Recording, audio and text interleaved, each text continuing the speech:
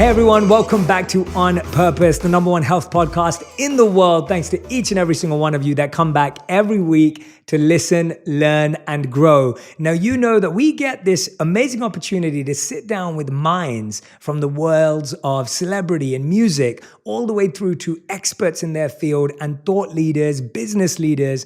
And today's guest is someone that I've been wanting to speak to for a long, long time. I saw so many of her interviews. I read her book. She's a number one New York Times best-selling author of a book called How to Do the Work. I highly recommend it. We'll put the link to the book in the comments so you can go and grab a copy. We've been DMing away, and she's finally here today. I'm talking about none other than Dr. Nicole LePera. Nicole, thank you so much for being here. Jay, thank you for having me. I've been knowing you and your work, so the fact that our paths have crossed right now, it's truly an honor for me, so thank you. Well, I was so happy to see the success of your book. And when I saw it come up, I literally saw everyone posting about it and everyone talking about it.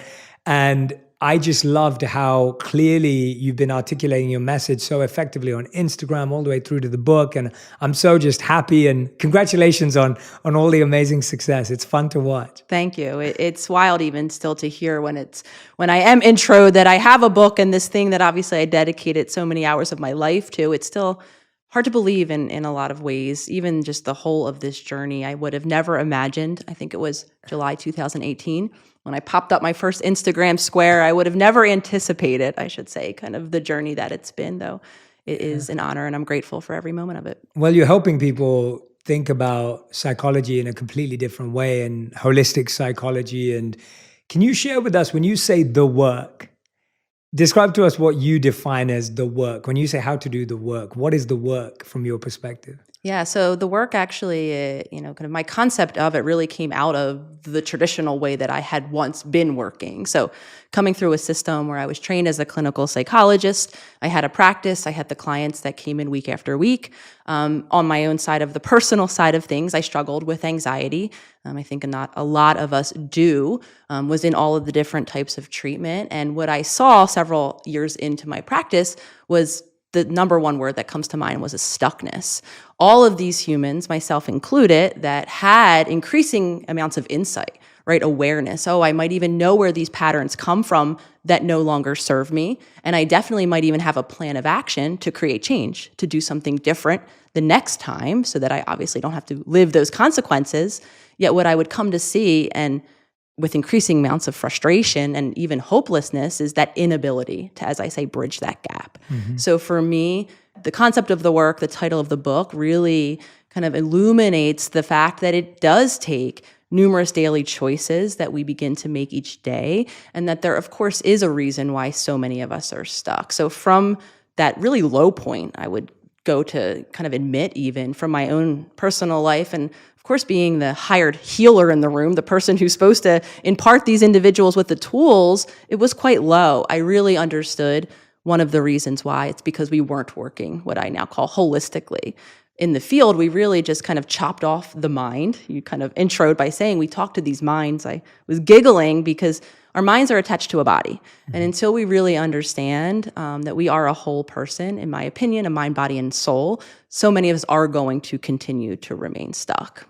Mm-hmm. And so what actually brought you to extending that out? I think we're all grown up with, spiritually, we would call the bodily concept of life like this. You're engrossed in the bodily conception of life. When was it for you that you started to realize that we were more than this body and that we were affected by more than what happens to us physically? When was that for you, and how did that come about? It was pretty much in real time with, my practice that was there, that existed. Because on the personal side of things, all of the tools that I thought I had weren't working. And I also started to kind of have breakthrough symptoms, for lack of a better word. Anxiety that was somewhat manageable was coming back again, feeling very unmanageable. And I actually started to have some physical symptoms. I started to faint. I had never had episodes of fainting. Started to forget my words mid-sentence, like beyond just, I think, the very natural, my thoughts wandered. It was a scary feeling. So it actually came in a moment of panic. When, like most of us do, I went online looking for what I was convinced at that point was probably something wrong in my brain. Yet at that point, I didn't have my why. Because when I revisited few memories of my childhood that I had, I didn't have those big glaring moments that I was taught in school might map on to memory issues or to the same symptoms, the peaks in anxiety that I was having. I didn't have any explanation. So I went online, like I said, as many of us do, searching for the medical thing that I was going to find wrong in my brain. And I actually was met with this whole new literature, specifically around epigenetics in particular, coming again from a system where I was taught your genes were it. You had the genetics that you were born with, and you really had limited ability to create change. So for me, hearing otherwise, hearing that, yes, of course, we're all born with genetic components, and then we have an environment which has multiple, aspects of it, the external events, the people around us that really do impact those genes. So I wouldn't say I believed in epigenetics at that point. It was an interesting theory. Like I say, it kind of just slightly opened the door that a very big part of me didn't feel was my story. Okay, this is great. All of these amazing stories I read. Oh, these humans create change, come back from incurable illnesses. I'm definitely going to be the person who that doesn't work for. Yet it at least opened the door of possibility. And then, of course, it took many daily small steps, as I call them, daily promises, that I kept in my own life to begin to find out how to utilize the environment around us, how to make different choices, and how to create change. So again, I would lie if I said, oh, that changed my world in one fell swoop and off I went. Absolutely not. I think us humans, we have to live the experience to believe it. However, it began my journey, because up until then, I was taught that door was closed. There was no possibility. And for those that are new to the idea of epigenetics, can you break down for us what that is and how that's something someone can start to work on sitting from the comfort of their home? Yeah, so epigenetics, does highlight the fact that we are all born and we have these inborn things, genetics, that are passed on through generations. However, it's the choices we're making. How much sleep are we getting? How much stress is in our environment? More in particularly, how much support do we have to deal with this stress? What are we eating? Are we getting the nutrients? And really the list goes on. And then an interaction between the genetic, components of us and those choices, then we start to see either symptoms, we get that diagnosis, we get that disease, if you will, or again, here comes the possibility that we don't. So the change begins, I always say, two parts to change. The one part is awareness, beginning to see from a conscious mind. I love how all of your work on presence, I couldn't agree more that it becomes the foundation for change. Many of us have to just learn how to see ourselves day in and day out, because most of us are living from our subconscious. We're living that autopilot. We're not even really aware. We might think we're getting more sleep than we are. We might think we're eating in a more healthy way than we are. So consciousness, right, creates that opportunity then to begin to make those new choices. So change, in my opinion, comes when we become conscious and then gift ourselves with choice. We make small interventions. We maybe try to sleep a bit more, try to navigate our stress differently. And then again, we can mitigate those symptoms that many of us are feeling stuck in. Yeah, so it really is this 360-degree view of life. Like you've talked about everything from nutrition to sleep to the choices that we make. And you use this term in your book. You say like you're your own healer. This idea that you're the healer of yourself. I think for a lot of us, we often look outwards for healing. Yes. We hope that someone else will come and heal us. We go to our doctors, or we may even go to a guide. And tell me about that. The power in that statement is so true, but it's almost so hard to accept often. I know sometimes, even in myself, I'll get to the point where I'm like, oh, I just want to come change my life, right? Like we always have that feeling, like someone's going to come and find me and someone's going to come and change my life. And that, whether that's come from our childhood or wherever it is, how do you empower yourself with the belief truly that you are your own healer? And how do you really accept that? What does it take to really embrace that statement as something real? Yeah, and I would agree with you. I mean, there were so many ways that I outsourced, as I say, my inner knowing. A lot of it is very conditioned. We're taught to do that. I could even make a big global statement that I think on the macro level, a lot of us in society, regardless of the culture you come from, are taught some level of that externalization, right? Whether you look to your religious sect or your family or, again, the doctor, there is someone I think that many of us have been taught taught from a very early age. Sometimes it's not even directly where we're, told this person knows better. Sometimes it's indirectly, or seeing our parent figures, our caregivers outsourcing their knowing to someone else, that then we begin to do the same thing. And I was one of those people. I mean, one might even say I was trained in a profession to be that outsourced guide for someone else. And it never sat well for a couple of different reasons. It did feel very, it kind of continued to precipitate this disempowerment, this idea that someone else knows better. And it actually brought up a question for me, which is, how could someone else know better when they didn't live our life? They don't make sense of things the way our minds make sense of things. And I learned very early on in my training that it is natural for us to assume, to hear somewhat of a similarity between maybe my story and if you were to share with me your story, and then to assume a much greater similarity. Yeah. Oh, you said anxiety. I have that. So you must have the exact same version I do. Yes. And I learned very early on in my clinical training, it was suggested to me not to do that, because we could be using the same words. We could think we mean the same things, but there's so much individual variation. So now going back to this concept of this person outside of me who has that intimate awareness of me, and or who's able to show up as me in those given moments. I mean, now it gets really silly logistically, right? No, I'm me. I need to navigate the next time that happens. So I need those tools. Peeling it back, I believe that sense of knowing, that healer, is the state that we're all born into. I do believe that we're a full, whole being, worthy even with our essence, or that thing that makes us our purpose, that we can then live out into the world, and then our conditioning happens. And now here comes in that onion analogy, right? Yes. All of the layers start to form around us, and then we become an adult who isn't living from that pure state, and again, who might have been conditioned to look outside of ourselves. So for many of us, it begins as a concept. I'm sitting here telling you, it's internal, peel back. For many of us, it becomes, when we take that first step, that begins a journey of many steps, because change, of course, doesn't happen like a light switch, like I call it. Like many of us want to, right? I flip the switch and now I'm different. Though the more we empower ourselves through that consciousness to create that change, then we can begin to embrace that reality that we can be the healer, that we can make choices that honor our best interests, and then that kind of peel back those layers and bring us back to that state of wholeness. So again, it begins as a theory, as all things do, until you begin to empower yourself to create these changes in your life. Yeah, you mentioned self-awareness a few times there, and the idea of inner knowing and self-knowing. I find that, and this is what you're speaking about, the theory versus when it turns into reality. But I find that, don't you think so many of us sometimes we're like, I know when I do that, I know what I need to change.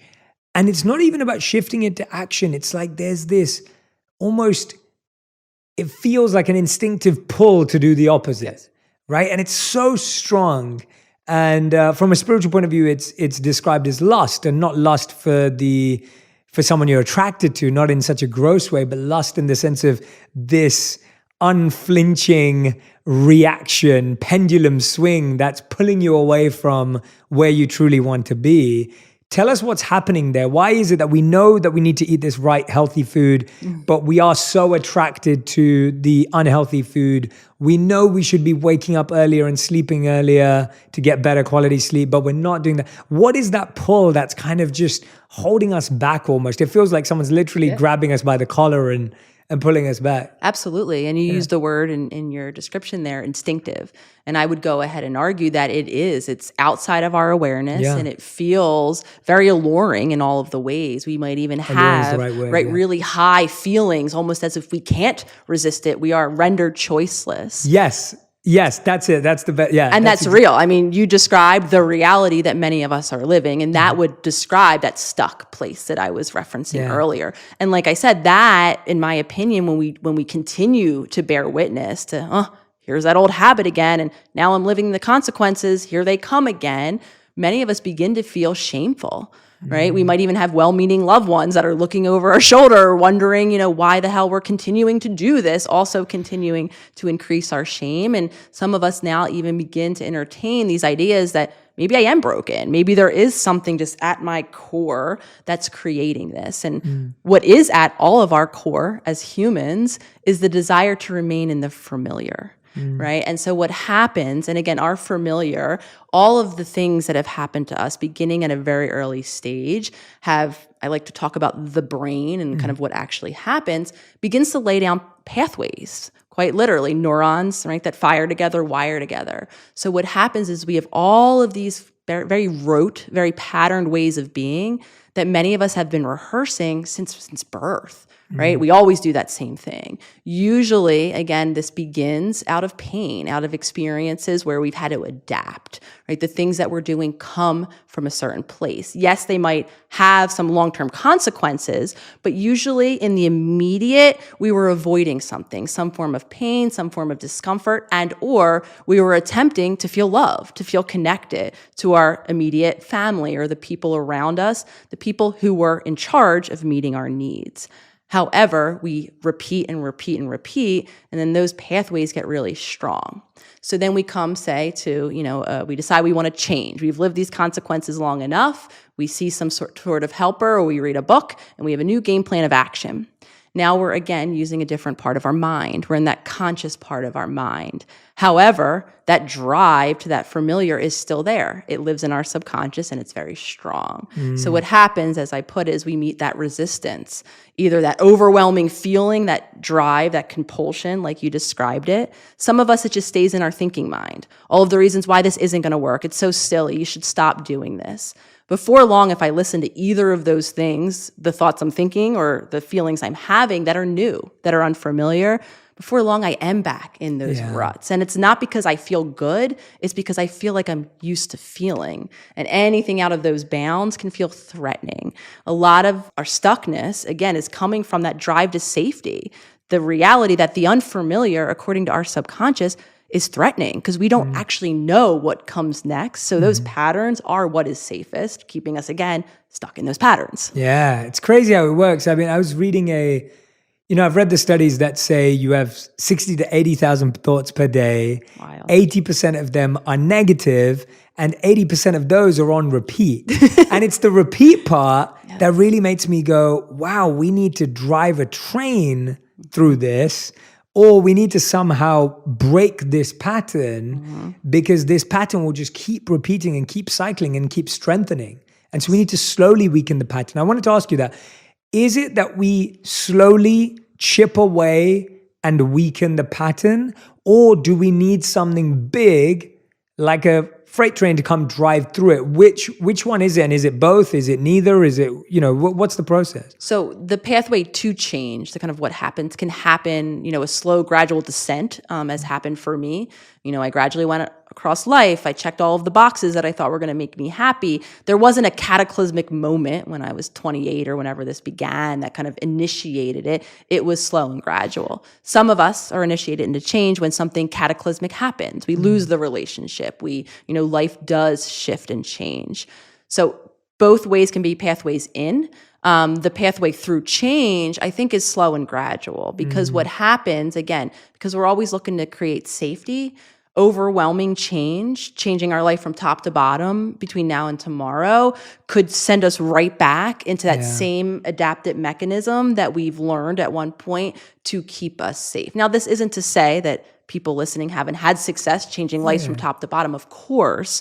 Though when we're working with the principles of the subconscious, our drive to stay in that familiar, it's those gradual victories because what we're looking to do is create the consistent habit. Like I was referencing earlier, there is no light switch. There's no making these new choices, here, there, maybe this week, maybe not next week. We want to integrate these new choices into our habit, into now what we do, how we eat, how much we sleep. So consistency is key. Smaller choices are much easier to maintain consistently than 5 or 10 new things all at once. Yeah, one of the things, I'm just thinking about this because it's been something I've been doing recently. So during my time as a monk, we did a lot of tough physical austerities. And what I found through all of that is that my mind strengthened, but my body decided not to want those physical austerities again. And so I for a while I just was like, nah, I'm good. Like I'm good. And then more recently I've started, it was actually because one friend forced me to do a cold plunge and then do jump out of a plane and go skydiving. And so when I did that, I was like, oh, and I did it because of this friend. I was like, I want to do it with him. It'll be fun. And so when I did it, it broke through an old trauma pattern, an old barrier that was in my mind, which was I don't like physically difficult things anymore because I did so many. And when I say so many, I mean things like we would sleep on cold floors. We'd wake up often if we were traveling in puddles this high, like we would, you'd be sleeping in extreme hot and cold without even thinking about it. You'd go days without eating. Like there were a lot of things that we did that were great for my mind, but for my body struggled. And so now I've started trying to do, after I had that breakthrough, so I needed to do something as radical as that, like skydiving, to feel like I could go beyond that physical discomfort. And recently I got reintroduced to, so what I found was I was like, oh wow, I had a breakthrough. And then 4 months have gone by and someone was like, do you want to do a cold plunge? And I was like, no way. And all of a sudden I was back to that old pattern. And I went again and I broke it. And then now I've been going every week. And not only am I spending longer in the cold, I'm feeling more comfortable in it. I'm understanding how I can use my breath work and meditation in the cold. And what's been fascinating for me is I'm like, I want to go every week on purpose. Because if I go every week, then that's no longer a fear anymore. And I see every week that my time gets longer, my breath gets better. I'm able to heat my body by breathing because of my breath work. I'm starting to see the power of my mind and my breath work over my body in those scenarios. So what I'm saying is I can relate to what you're saying. And that's been something very real for me in the last few months that I've been working through. But you talk a lot about these old, deep-rooted traumas and how they block us. How do we uncover the root of a trauma? I find like so often we're dealing with the branches or the leaves or the fruits of a trauma, the negative fruits, the poisonous fruits. How do you figure out what the root of a trauma is? Yeah, really good question. I was giggling when you were sharing all of that because I very much, my body, I run. Yeah. I did not have all of that training in doing difficult things, though I was an athlete and still, and I share this often within my community, that first thought when I go on that hike, that the elevation starts right from the beginning. I'm not even 20 steps in. I'm like, maybe I don't really want to be hiking today. And just for me in that moment, identifying that's the old voice. Yes. And I can gift myself with choice, I can choose to say, you know what, my body is fatigued right now and I will listen to it, or I can identify it as being, that old voice. So getting to a root of trauma, speaking of voices, a lot of the voices we are hearing, like you said, those negative voices in our head, the very patterned ones, the habitual ones, I call them, those are stories. They can be a big indicator of the root of trauma in a sense. So to be clear, because I am asked often, do we have to know, So the gist of this question is there an uncovering? Do we have to go back to that moment or those many moments that began this trauma? And I'm often asked, because when I share my story, part of it includes a large absence of those early memories, of really memories up until the more recent past for me. So reviewing my childhood for me in that kind of movie screened way to find the root is quite difficult because I don't have those. So, the natural question that follows is, if I can't find the exact root, can I heal it? Yeah. So while I'll say those stories are helpful, those patterns, those reactions that we have, those activating moments, they can all give us clues to actually have the particular moment in all of its details is, in my opinion, not possible for some of us and not necessarily fully necessary for others, because what we can work with is the pattern we're stuck in because it contains it, The book, The Body Keeps the Score, was one of the first, offerings of this idea, this concept that our body is remembering. So even if my mind, can't put on that movie and say, oh, that's where it began to happen, my body is reenacting it in a moment that's similar to that moment. So our start point can be, what are those patterns, If I can drop into my mind, first becoming aware of how busy it is, how many thoughts are running through it, and then I can begin to watch. And most of us will begin to see the story that we've made of us, the story that we've made of our relationships, our path in life, whatever it might be. The patterns is where we want to begin our exploration. And again, we can just start with, where are we stuck, What happens when I feel a really big emotion? That's a great place to begin looking. Oftentimes, that's something interpersonal, right? That happens in our relationships when I start to feel something really big, and then we can drop in, okay, what is the story I've told myself about this really big thing?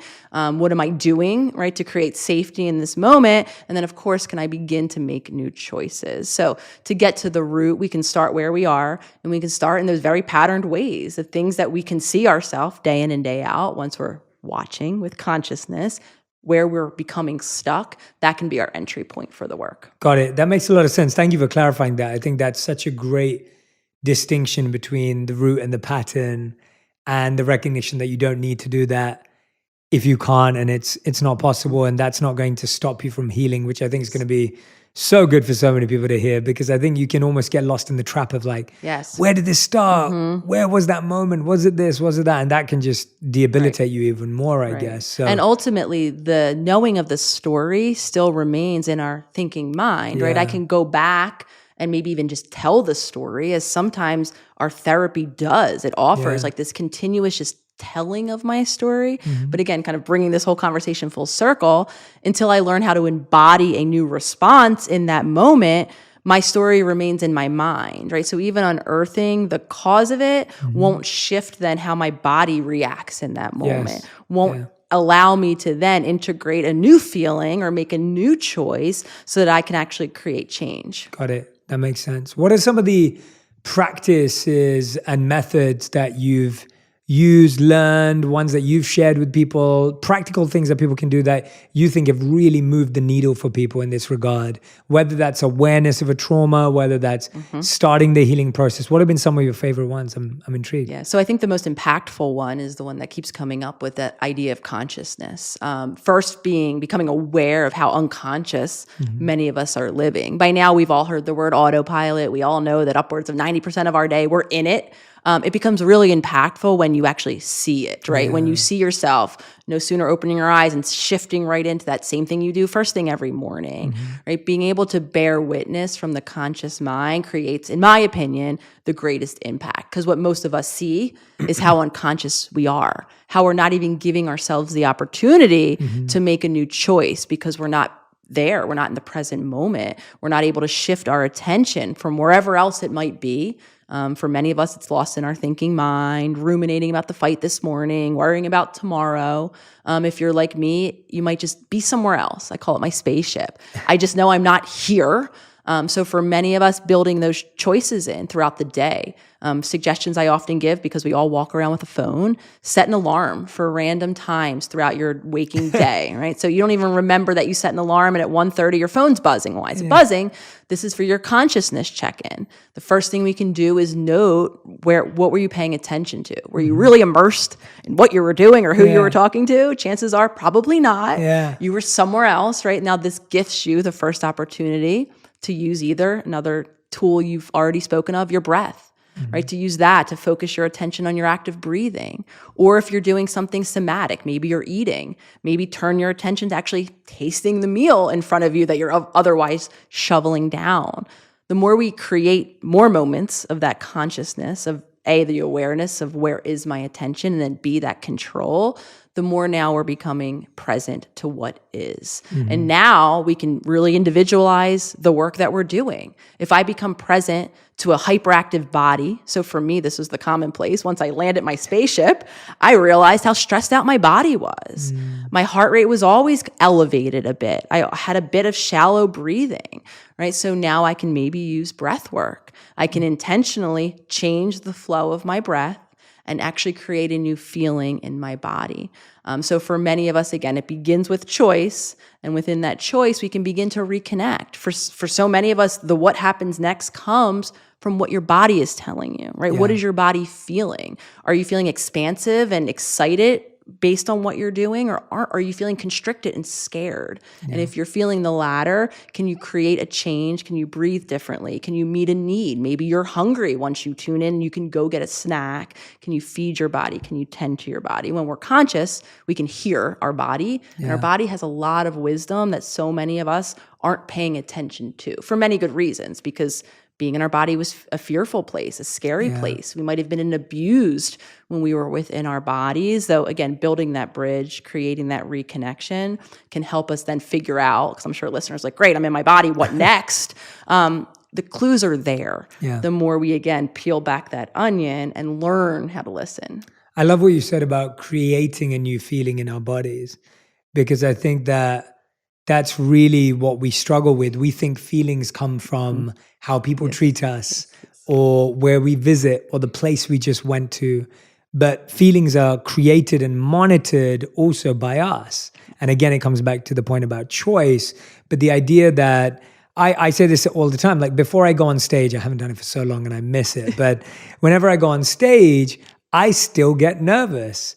And I've been public speaking since I was 11 years old and have done it religiously, and I will still get nervous. And I have learned to realize that that shows I care. And so I feel good about that. So now when I feel that nervousness, I'm not feeling nervousness, I'm feeling care and compassion. I'm thinking, I care about my audience. I care about how I'm going to serve today. I care about my connection with them today. So that is why I'm feeling this way.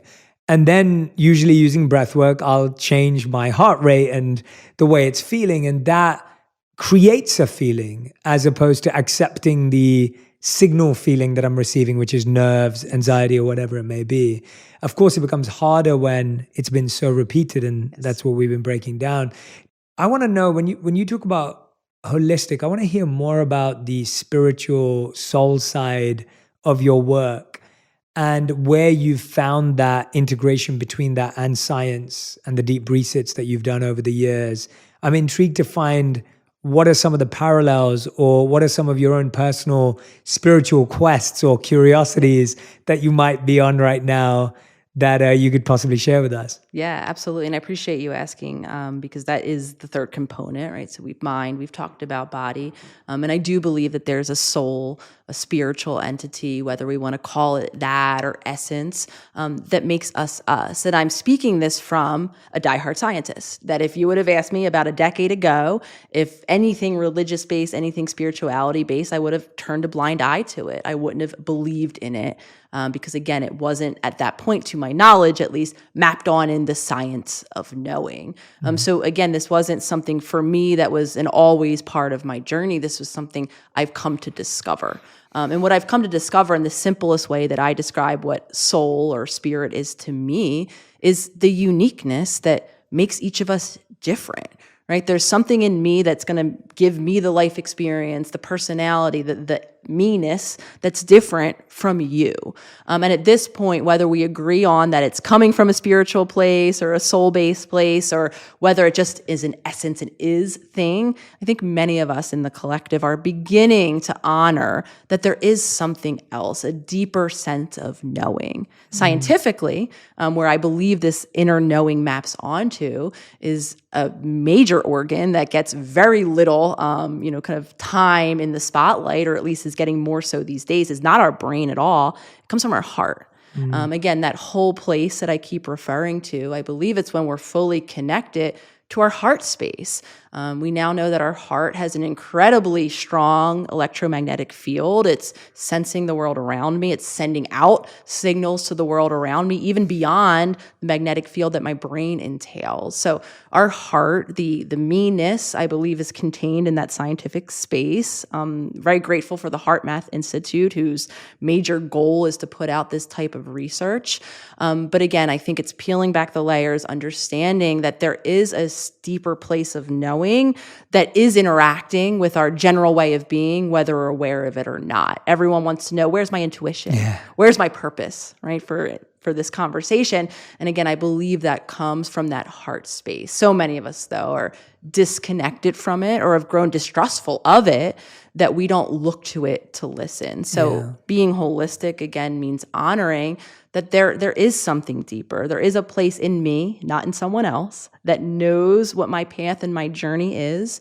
And again, it's cultivating that connection and beginning to listen. And then, of course, walking forth in that truth, regardless of what the world around me is doing or saying about it, which is a whole other, kind of aspect of doing and living in the work that I think many of us are up against these days. Yeah, absolutely. Thank you so much for sharing that too. And I love hearing, I think for so many years, when you look at some of the most phenomenal scientists of all time, like whether it's Einstein or, others who've been able to bring together spirituality and science so wonderfully. And I always love hearing that kind of integration and integrated approach, because I do think we need both to have a healthy and powerful and insightful conversation about how we feel.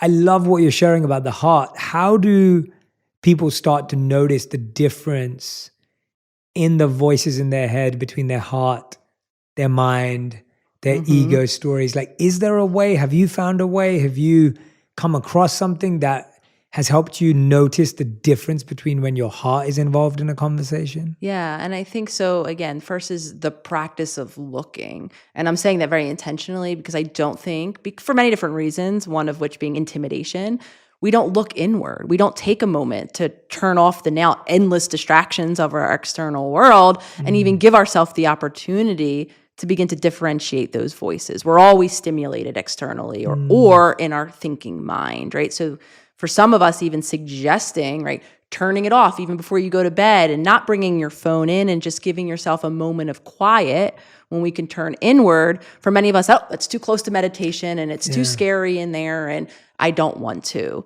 So for a lot of us, it's just beginning to practice, walking through that discomfort so that I can begin to drop in and listen. To more specifically answer the question, our heart talks not in erratic. It doesn't knock us over the head, right? In something that feels overwhelming. It's kind of there. And it's just like a softer, though still understandable and hearable message.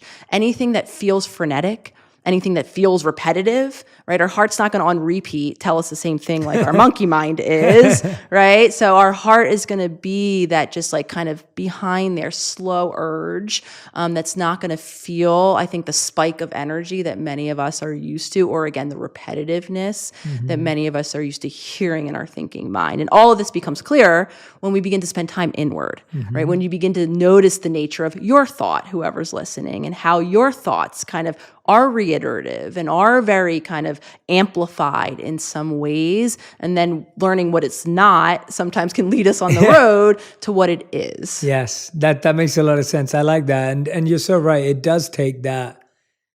Like, I know that the way I try and do it is for a long, long time, and I've probably mentioned this a couple of times, but I'll write down every choice I have or every opportunity I have in front of me when I'm trying to make a decision, for example. And I'll write above it the word of where I think that's coming from. So it could be like ego. Like I would choose that because it will be good for my ego. Like my ego will feel good. Or I would choose that because it will make me money. And that will be the reason. So wealth or money would be above it. And then I'm like, oh, I would choose that because I love it. Like I would choose to do that because I love it. I choose to do that because whatever.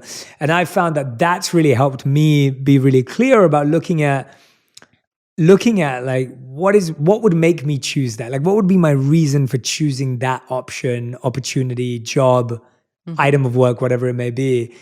And then even if I accept it because all it is money or ego, I'm well aware now that this is probably not going to make me happy, but it's going to get me this thing that I think I'm doing it for. And that very honest, transparent feel allows me to be at ease and honest about my choices and also deal with the repercussions of them when things don't work out or whatever it may be. Or even when you do what you love and it doesn't work out, you know you did it because you loved it and that's all you wanted from it. And so I think that's been a really good way for me at least to distinguish between whether it's my heart, my head, my gut, or... I love that. And what's important that you're referencing to or you're acknowledging or honoring is the honest piece of it. And I say that, in a very intentional way again, because that's hard. It's hard for us to peel back our own onion and to look at our honest truths and to label it and be with it for what it is. So many of us begin to contort things and, out of shame, out of, again, perhaps many moments where we did share truths in different ways and they weren't received and or we were, made to feel very badly about them. So, in the work I talk about, I think a lot and I, attempt to practice at all areas that self-honesty first, being honest with what it is for me in any given moment or what it isn't, just being honest. Before then, we can even gift that honesty to someone else because a lot of entry points to the work is I'm not feeling satisfied in life, in my relationships in particular. I don't feel meaningfully connected to others or the world around me. Help, right? And we want to, or many of us, the pathway in, or so we think, is to change the world around us, right? Find that meaningful person, find that meaningful purpose, maybe even, or that path. And again, that only comes when we're first honest, when we figure out what our honest truth is, gift ourselves with that, live into that, and then we begin to have the opportunity to live honestly then in the world. And then, of course, everything begins to shift because whatever it is that we're experiencing is authentic to us. Yeah. I find though, isn't partly our rejection of self-honesty, or the times we avoid being honest, that's part of our story's defense mechanism, right? Because if you're really truly honest with yourself, you might have to change something. And we don't want to. And so the mind, or, and that's why I'm asking you, where is it coming from? That desire to be like, well, I'm not going to be honest to myself, because then that breaks my story that I've been telling myself. So if I've been telling myself the story, I'm a good person, and that helps me function in the world, now that I've made a mistake, if I accept that mistake, then maybe that's going to break me. Does that make sense? Yeah. And so how do we kind of nurture this idea of self-awareness and self-honesty without feeling it's going to lead to self-destruction? I think a lot of people at work, even in our relationships, it's like, if I've always been the person on time, if I'm late today, I don't want to tell people I'm late because it's going to destroy what I've lived to build up, right? If that makes sense. And I think about it in a very real way where, I look at the life I've lived and it's so like polar opposite and random and paradoxical, but I'm so happy with getting to express all parts of myself today that are in love with media, and that I am a monk. You were just sharing earlier today that, you were like, I'm a Russ fan, like I listen to Russ's music, but I'm a holistic psychologist. And it's like, I think the fun is in the paradoxes of people. And actually, I would suggest that I think if everyone looked at themselves, they'd find that they were paradoxical. And the paradox is what we're scared to accept because it doesn't clearly define who you are. And so it was easier for me to be a monk than who I am today, where I'm like, yeah, I think like a monk, but I don't live like one. I adopt the practices of monks, but I'm a married man, I'm an entrepreneur, and I enjoy all parts of that. And I'm learning to allow myself to accept all parts of myself. But I wonder why we're so scared of the paradoxes, and how we can open ourselves up to actually realize the paradox has so much joy and potential in it. Does that? And you can disagree with me too. No, I was smiling really big because it's beautiful. And what you're describing is how I describe the ego. Right? We all have this story of ourself that was formed began its formation in childhood based on very real lived experiences and the feelings that we've had about them. Though it's a very contained, it's only a story about an aspect or a part of who we are. However, it drops into our subconscious. Anything that goes against it feels threatening, feels scary, actually shakes my core sense of self. I don't know who I am. And to others too. And to others, right? And so we then live our life in defense of that story. Though for many of us, that story, like I said, is so small. It might not even apply to the current situation or the current choices that we're making day in and day out. So the goal really is to expand, is to allow in, right, through honesty, through witnessing, all aspects of ourself, because we all have all of those aspects of ourself. And the way it mainly comes out is when we see an aspect of ourself in someone else, and then we don't feel negatively about ourselves because we deny that that's even in there. And then we project all of that negativity onto that person. So that's oftentimes where I offer is a great point of exploration. And I'll share one with you all. For a very long time, watching people dance on the glorious thing that is social media would make my blood boil. Watching a human just let loose, very kind of in self-expression, moving their body. My ego would say all sorts of things because at that point, I didn't identify as a dancer. I'm definitely not someone who moves my body, not comfortably, and for sure not in public, right? Meanwhile, I made it about this person that I don't know and their intention for dancing that I could never know, come to know, right? That my wounding, my not feeling comfortable in my body, again, began very early on in childhood. So I wouldn't dare to be that person that danced in public, Yeah. yet I felt so strongly negative of others who did. Of course, for me, that was a pathway in to begin to explore this story that I've now began to unpack. That's a great place to look, right? Yeah. When are you feeling so negatively about someone else? Might be at that place of shadow or that part of you that you're not willing or able to be honest. And again, we do so out of fear, out of felt threat or protection of what if the world does see this side of me, or what if I do allow this side of me to be alive right now? And again, honoring that fear that once was, because according at least to the way I framed the work, it did come at a time and a place that was adaptive. However, now we can begin to create change and embrace all of us, all parts of us. That makes a lot of sense, and I'm glad that we're aligned on that. And you were smiling as I was speaking. I was like, oh yes, someone understands it. Tell me about, how do we stop letting other people's opinions define our choices? Because you were just talking about that right now as well. The idea that, like you were, maybe you're scared of putting yourself out there, or now we're judging others of why they put themselves out there. How do we stop letting other people's opinions define our choices? Yeah, really difficult. I first want to honor how for many of us that is part of our conditioning for all of the reasons, because we had to, right, put other people in front of us, or so we thought at some time. A lot of it is kind of culturally driven. And again, it becomes our conditioning. It becomes what we do. And then we fear, right, kind of doing our own thing. We feel being judged. We fear being misunderstood. We fear all of the things associated with living in truth that might differ from the world around us. And again, there's no hack way except to practice, right, to get so connected to your truth that it doesn't mean that it won't feel painful or discouraging when someone maybe misinterprets or doesn't view you the way you imagine yourself to be in any given moment, though it also doesn't mean that you have to take their opinion or their perception over your own, right? There's always that space, I call it kind of, hearing and taking in the feedback, because feedback can be helpful. Feedback from someone who's not me offers me the distance that I might not be able to see, that objectivity that sometimes comes with the distance, and maybe the cold hard truth that sometimes comes within that objectivity that can help me. However, only if I so choose. So I always kind of describe a process of hearing, right, the feedback, and then taking it and then deciding for yourself, right? Trying on for size, seeing if it maybe you would like it to not apply, and maybe it does, though not just taking it because someone else told you to, or someone else is perceiving you in that way. It really is up to us. Hear what someone's saying, and now observe for yourself. Do you do that thing that they're saying you're doing, that, in that moment?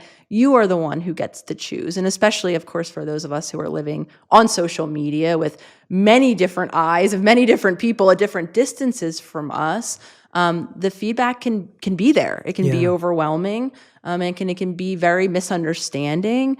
Though when you have that confidence, when you know, right, that you're aligned internally, and when you do see all of the moments, if we're honest, that you are misinterpreting other people, you can make space, I think, for other people doing that for you. I love that. That's what I found. It's like I almost find when I'm judgmental of others, like you were saying about.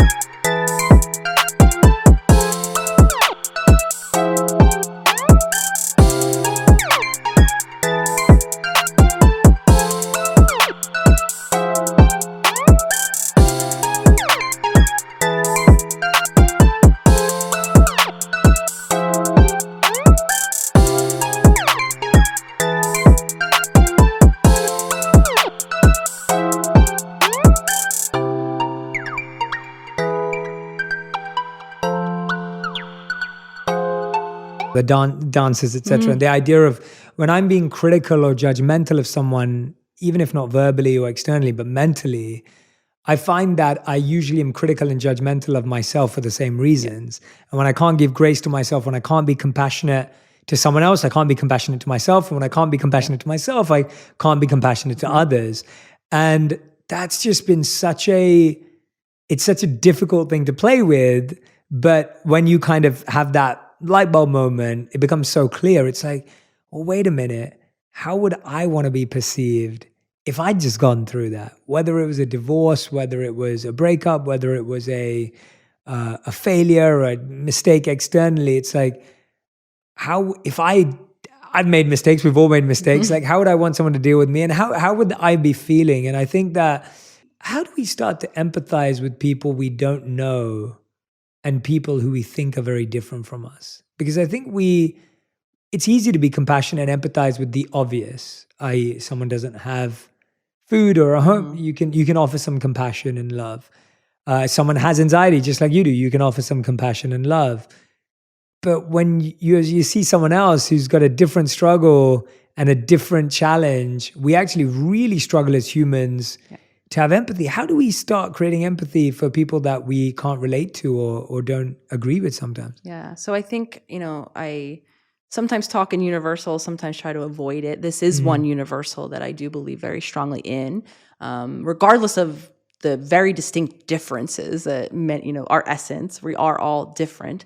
I believe at our core, right, we share, 3 very, human needs: to be seen, to be heard, and to be loved. And I believe that unifies all of us. And most things that we're doing outwardly that might be the cause of that negative, don't love using the words positive and negative, but that less than savory reaction, right, are oftentimes the outward attempt of that human at getting one of those core needs met in that moment. So the way that we can unify the collective is, I think the work is, the final chapter in the book is called interdependence, this idea of coming back into, right, as our authentically honored selves now, into the collective.